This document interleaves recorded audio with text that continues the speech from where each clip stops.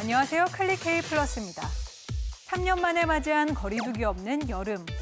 장기간 유지됐던 거리두기 해제는 코로나 속 일상을 받아들인다는 신호탄으로 여겨졌습니다.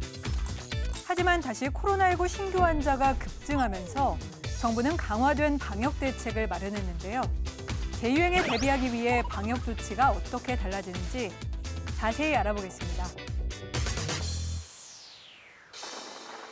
먼저 60세 이상이던 4차 접종 대상자가 50대 이상으로 확대됐는데요. 또 18세 이상 기저질환자, 장애인 노숙인 생활시설 입소자와 종사자까지 포함됐습니다. 4차 접종은 3차 접종일 이후 4개월 뒤부터 가능한데요.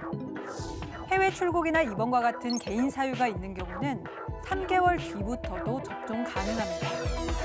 4차 접종 방법은 기존 방식과 같습니다. 잔여 백신 예약은 카카오톡이나 네이버 등에서 하면 되는데요. 또 의료기관에 전화해 예비 명단에 등록하고 잔여 백신을 접종할 수 있습니다.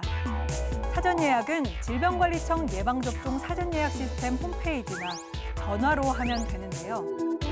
사전 예약자는 8월 1일부터 예방접종이 진행됩니다.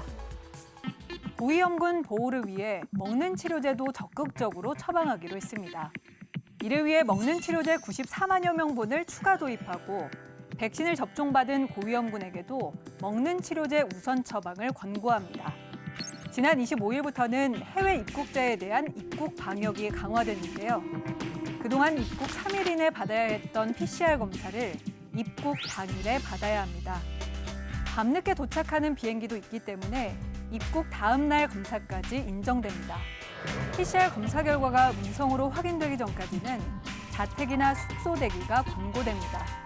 PCR 검사 결과가 나오면 검역정보 사전 입력 시스템 Q코드에 등록해야 합니다. 만약 이러한 검사 의무를 어기면 1년 이하의 징역이나 1,000만 원 이하 벌금에 처해질 수 있습니다. 이와 함께 한동안 허용됐던 요양병원과 시설 대면 면회도 금지되고 비접촉 면회만 가능해집니다. 필수적인 외래 진료가 아니면 입소자들의 외출은 모두 금지되는데요. 종사자들은 매주 PCR 검사를 받아야 합니다. 4차 접종 뒤 3개월이 지나지 않았거나 확진 뒤 45일이 지나지 않은 경우에는 검사가 면제됩니다. 그런가 하면 영업시간 제한과 모임 제한, 실내 취식 금지 등 고강도 사회적 거리두기는 도입하지 않기로 했습니다. 사회적, 경제적 파급 효과가 큰 사회적 거리두기 대신 마스크 착용 등 개인의 자발적인 방역에 맡기는 건데요. 다만 치명률이 높아지는 중대한 상황이 발생하면 고위험군을 중심으로 부분적 거리두기 도입을 검토하기로 했습니다.